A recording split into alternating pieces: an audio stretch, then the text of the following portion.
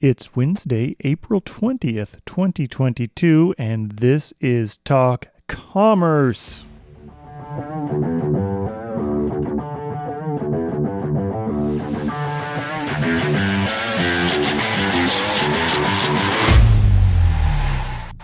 This is the third of a series of episodes that were recorded live at ShopTalk in Las Vegas, Nevada. I was able to sit down with Mariano Gomide de Faria at ShopTalk 2022 in Las Vegas. We had a great conversation about commerce. In fact, we talked a lot about conversational commerce. The United States needs to catch up with the rest of the world with conversational commerce. Mariano tells us how big players are skipping the distribution channel and going straight to consumers. The world is global by definition. It was a great conversation, and it was so wonderful to sit down and have a one-on-one talk with such a great powerhouse in the e-commerce industry. And now, your free joke. My wife thinks it's weird that I stare at the window during heavy rainstorms. It would be a lot less weird if she just let me in. Talk Commerce is brought to you by ChipBot. Are you enjoying answering the same question over and over every day? Do you wonder why people are leaving your site? Are you sick of knowing how many carts are left abandoned, moments away from a sale? Or are you just getting exhausted, thinking about parsing all that data from your website?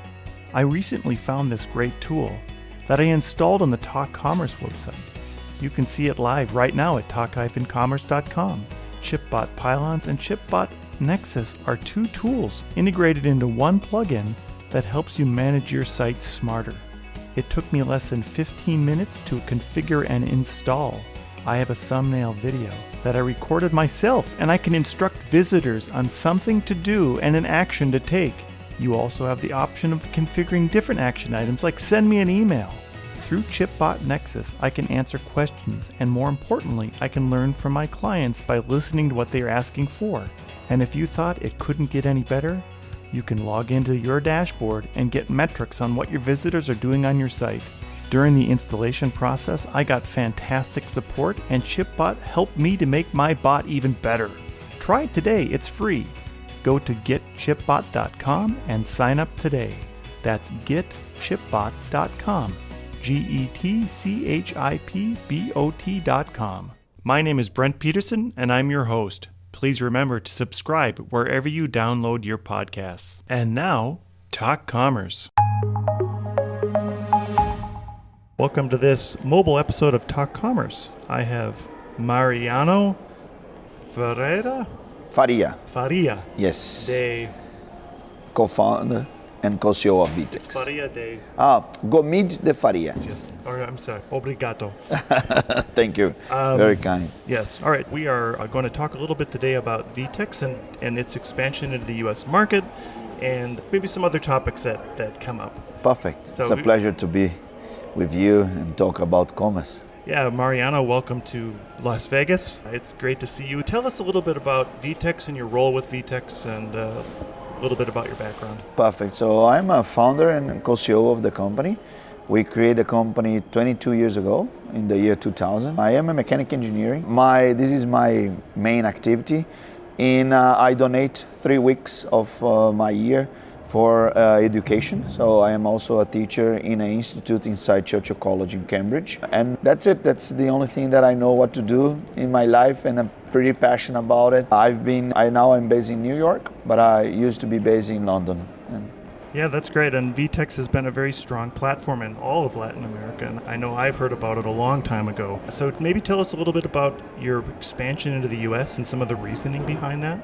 Perfect. So Vitex born in Brazil. We were a very small company, and Brazil is one of the toughest environment of retail in the world. For you to be a retail there, an online presence, you need to have a software that manages like multiple distribution centers, multiple stores and management of inventory management, multiple channels. So everything that now it's called like the omni-channel thing, we have been doing in Brazil for many years.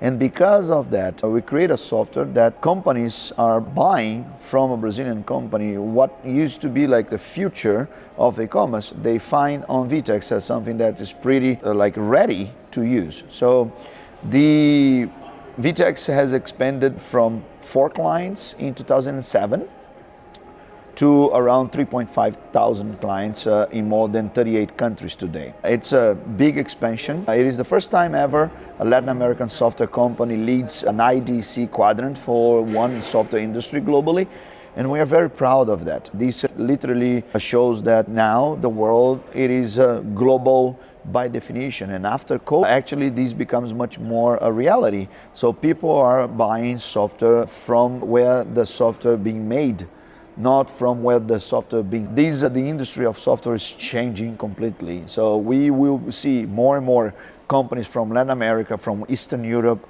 from India to pop up as brands, as the new generation of software in the world. This is the arbitrage that we are doing. I moved to the US is to conquer the world, we need to conquer US first. So that's why I came here with my family. The US, it is interesting, although it is one of the biggest markets on earth, it is pretty delayed in terms of maturity. So a retailer here, a brand manufacturer in the US, they have one distribution center, one carrier like FedEx, and they're done.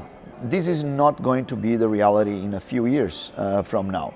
So a US retailer to survive, they will need to have multiple channels like marketplace, they will need to sell abroad, cross-boarding. They will need to become a marketplace itself, selling other one's products inside their own software. They will need to have multiple distribution centers. They will need to have multiple carriers. So that complexity that's arriving to the US market, it's something that VTEX can natively address. So that's why we are getting momentum in the US. That's why companies are coming to VTEX and say, look, you are the only one that can solve this complexity without myself being in need of creating the puzzle of dozens of applications to work together. This seems to be nice in theory, but once you have 20 applications working together to have a solution, you realize that this is not the way to go. So then enters VTEX. We have a CMS, OMS, and a marketplace in one unique platform that companies can use to channel management in and out, all the product sourcing and all the sales channels. So that's our goal in the US. We are pretty much specialized in tier 1 companies. So we run companies like Walmart, Carrefour, L'Oreal, Electrolux, Whirlpool, Samsung, Levi's, Chanel, from all the industries, from B2C and B2C. If you have problems, complex problems, and if you want someone that knows how to solve it for you, that's what people are looking for VTEX. Yeah, that's great. And I think you were very early on from the SaaS market as well. So a lot of, in 2000, or even before that, everything was on-prem. Everything was sort of self-hosted, and you were early in on that. What do you think your advantages are now for the US when you're doing that from a SaaS standpoint? It's interesting, like buzzwords on the architecture, it has always been a must in this industry. So SaaS, what means SaaS? Sometimes you pick a on-prem and put in a hosted and you can call yourself SaaS. Another times you have a SaaS solutions on a multi-tenant with one instance for all the clients. At the end of the day, there are several levels of SaaS. Yes, we are into SaaS since the scratch of the market, because we didn't have any option. As a technology company in Brazil, we didn't have funding. So we need to discover our ways to be very efficient. And there's no other way to be efficient if you do not attack the problem as being a multi-tenant. So a SaaS is one thing. A real multi-tenant SaaS is a completely another thing. And all the market now is coming for the position where VTEX is. It's a one instance, one set of instances for each service that serves all our clients. That means we can be highly elastic, highly scalable, in a very affordable.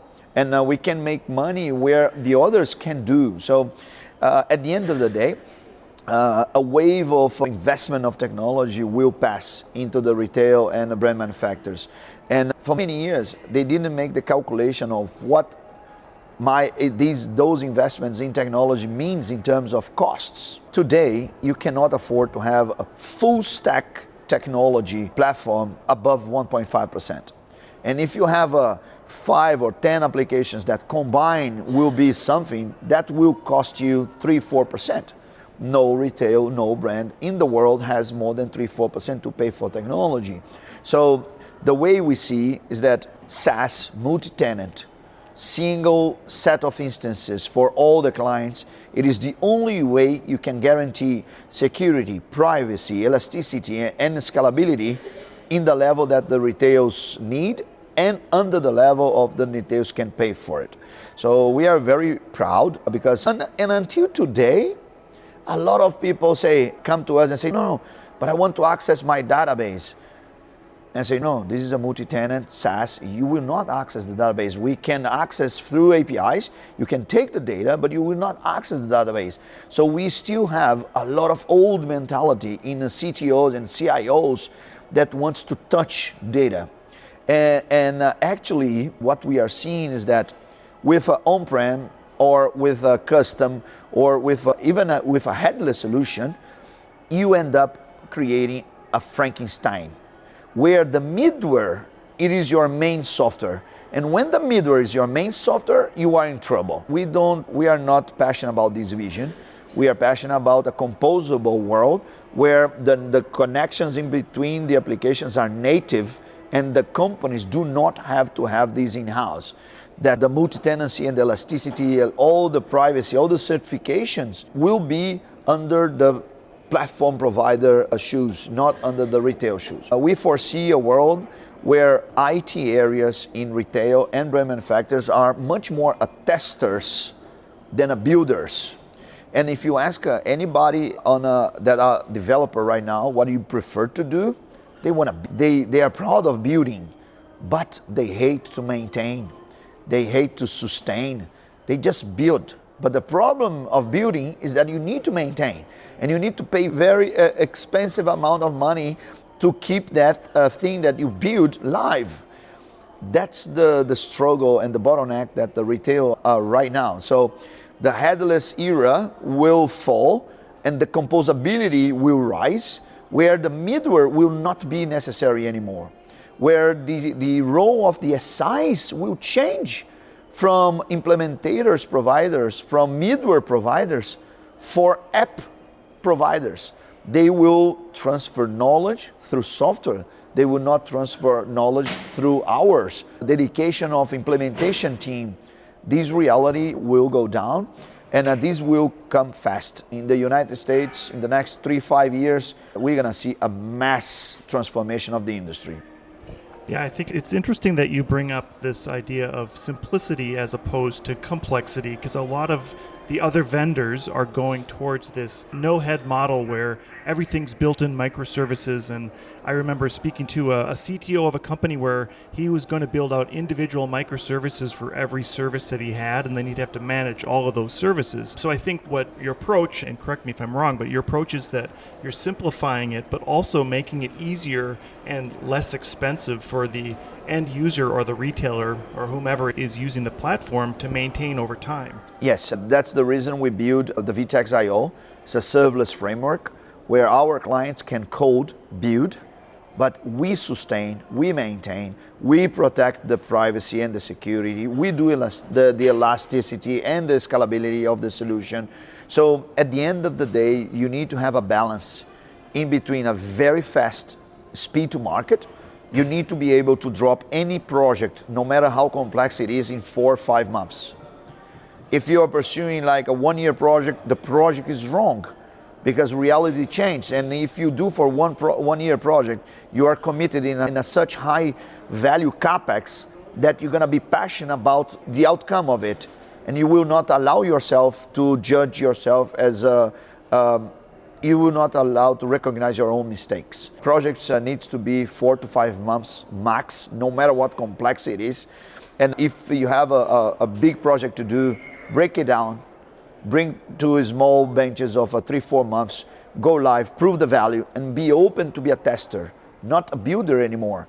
So I remember a case on an SI here in the United States and work for us. A client asked them to have a custom comment tool.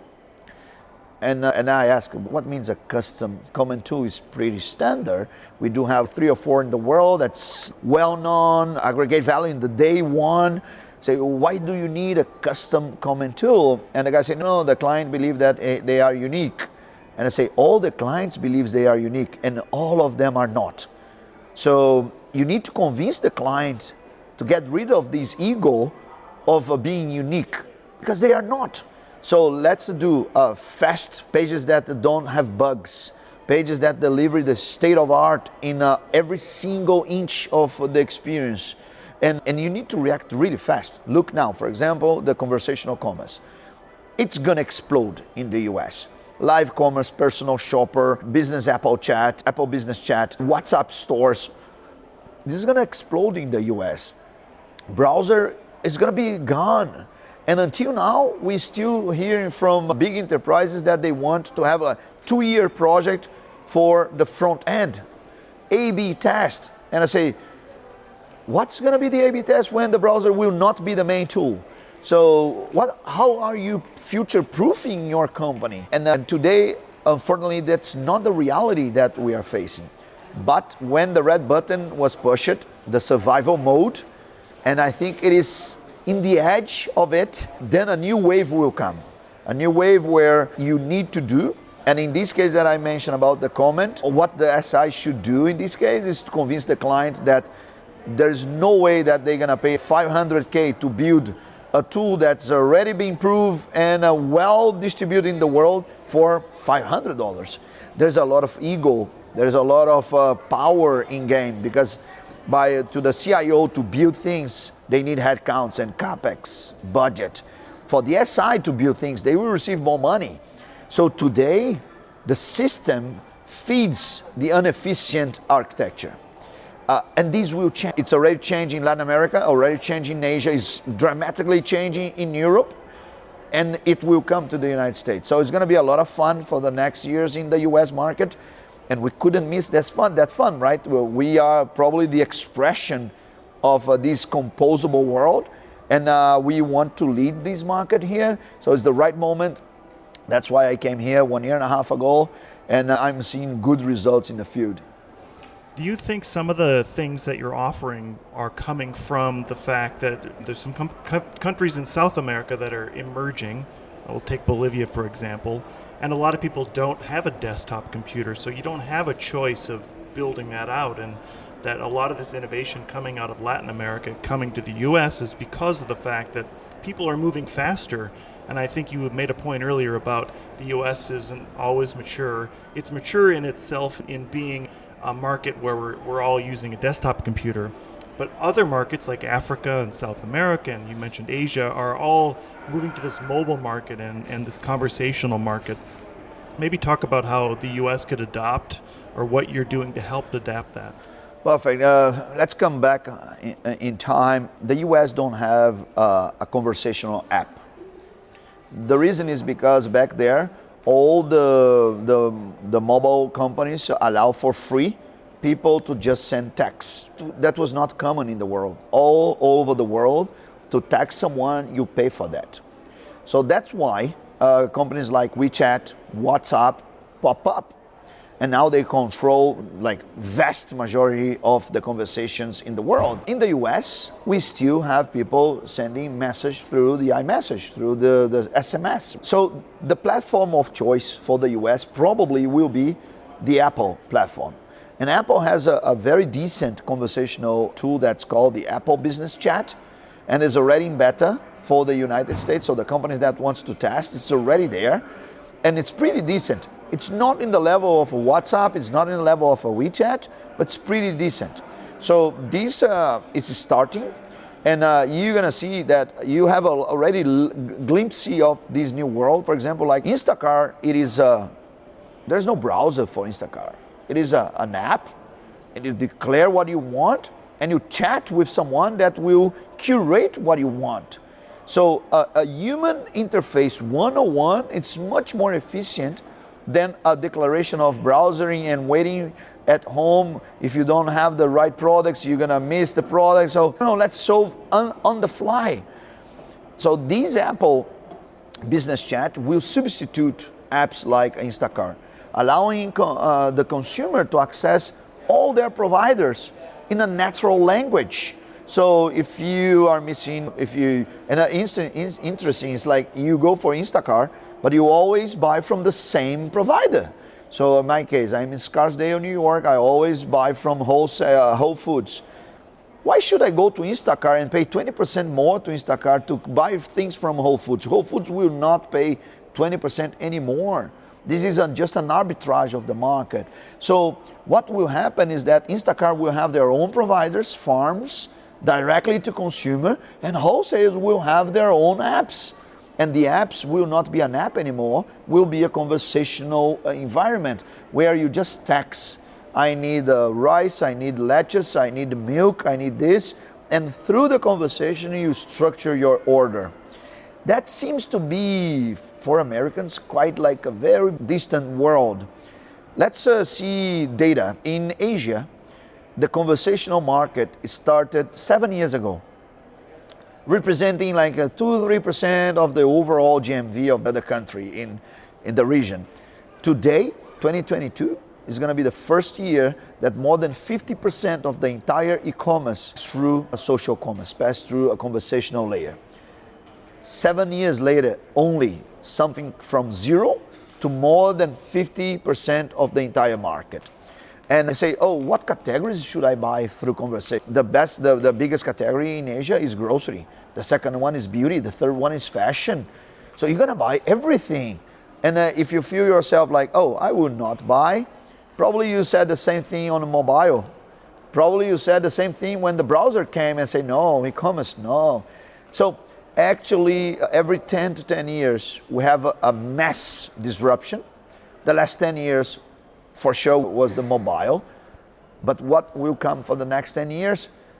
I have a clear bet. That's for sure the conversational layer. And Apple Business Chat, WhatsApp will be the two main apps that will fight to control this market in the US. And it will survive the companies that adapt fast. It will survive the companies that make mistakes faster. It will survive the companies that understand them as a gate to the consumer, not a brand manufacturer or a product manufacturer. There's no such as a D2C if you consider yourself a product company. If you're a product company, you are not customer-centric. If you are not customer-centric, you will be in the hands of the ones that controls the consumer. So you have a clock ticking against you. So every single brand manufacturer in the world will have a very aggressive D2C because that's the only way you can control data to increase your knowledge to build more products. And still today, the distribution layer in the United States is too strong. So a lot of massive companies, CPG companies, that in the world having huge directly to consumer channels, in the US they don't, because they respect the power of the distributors. But it is a tsunami that you cannot stop. You're already seeing like some companies ahead of the others, like Nike, that's already declared, say, I'm gonna be a directly to consumer company. And by the way, I sell shoes. By the way, I sell sporting goods. But they are ahead of the competitions. We will see these in B2B. We will see these in companies like Colgate, Whirlpool, Electrolux, Motorola, Samsung. We're gonna see those kind of breaking of standards. I don't know if you saw that 1 month ago, Nike announced that we'll limited the inventory for food. And it was a big shift in the market because at the end of the day, they are declaring that they want the consumer to go directly to them. A lot of other companies will follow, from the manufacturers, from military manufacturers to all retail in the United States will shift for these. And the distributors, it is in a very fragile spot. So the distributors will need to reinvent themselves as well. And this is in motion. This is happening. On a daily basis, people desperate for losing their own jobs. And if they don't move, and move means you need to hire new people, you need to hire new board members, you need to test things that never been in the table before. That's the way to survive. It is not improving, it is a changing language, not a transformational language. Oh, let's improve from 7% to 9% growth. No, come on. You need a 35% growth. How can you achieve that? Oh, then I need to go abroad. Then I need to sell things that I am not selling today. Oh, yes, I need a marketplace. I need a multi-channel. Then you will need to have technology to run that. So it's gonna be interesting what's gonna happen in the country in the next years. And we are follow ShopTalk right now to understand if the content already translate the emergency of what is happening in the US retailers. So just as we close out our conversation today, I know that you've invested heavily in your marketplace part of your app or your product. Maybe talk a little bit about how that's disrupting the market and how merchants who thought Amazon was their savior now are bringing some of that back into house, and how that marketplace from their own use makes their solutions better or their products better. Perfect. What means a marketplace? Marketplace means that you need to sell something that you don't buy in the first place. That means that you need to serve your clients with products that they need but you don't have it. That's a marketplace by business definition. And because of Amazon, a lot of people think that to be a marketplace, you need to have a seller portal. But actually, when you do have in the United States more than 10 marketplaces, a seller that are for real a seller, they will not have 10 seller portal for each of the marketplaces. They will have their own e-commerce platform that will be integrated to the marketplaces. That's where the composable commerce rise, where the marketplace will be a native solution in between the providers. For example, when you go for American Airlines and you buy a ticket from France to London, you go to American Airlines and you buy there. But who is providing that airplane? Probably is going to be British Airways.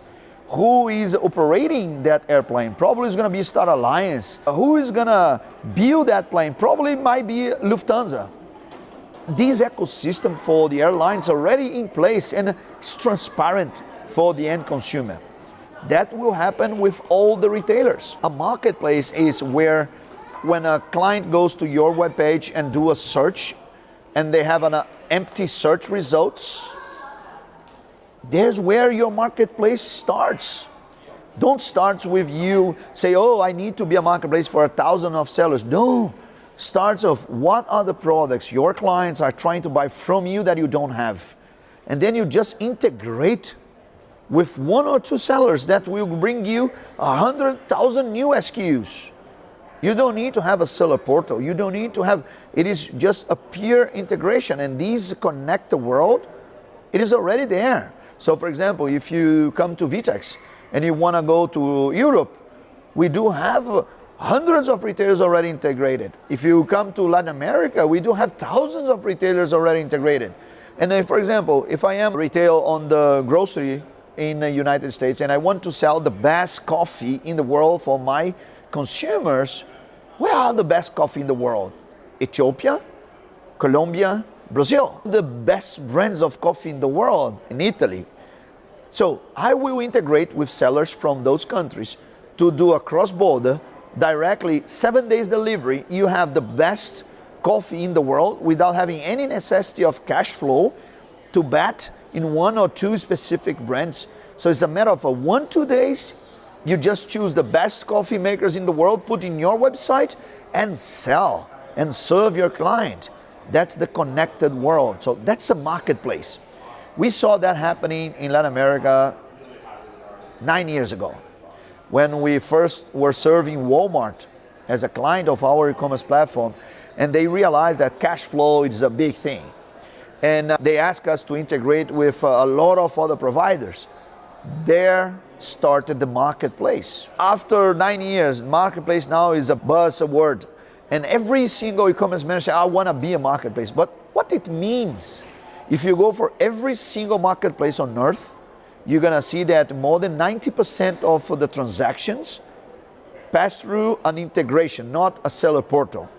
So a marketplace, it is a distributor order management connected with thousands of sellers that can hold transactions.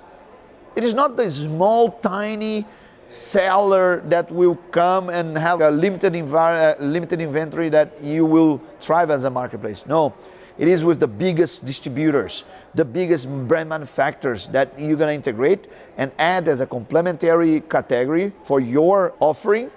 That's how you become a marketplace. So these are 9 years investment in marketplace.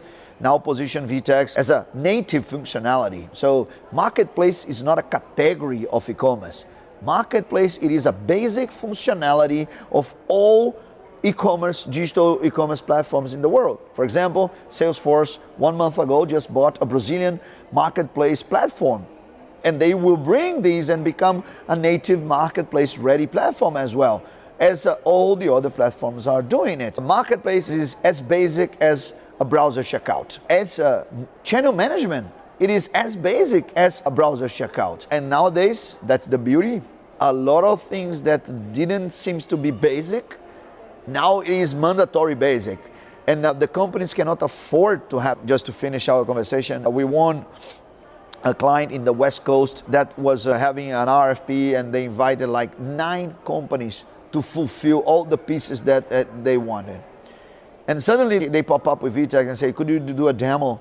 Say, yes, we can do a demo. And as we approach very technically, we do a demo in like replicating everything that they need live. And the guy was not like ready for that, because he said, look, I'm seeing my website running on your infrastructure. How you did it? I say, yes, this is the beauty of a very fast speed to market, because you don't need to think custom things. You just need to implement it. And if you already have this functionality, then you can have it. End up like realizing that all the 9 softwares could be substituted by VTEX. Like native working in one piece of software that's break in more than 100 service levels in a really multi-tenant environment. So they just cancel the RFP, they ask us for negotiation.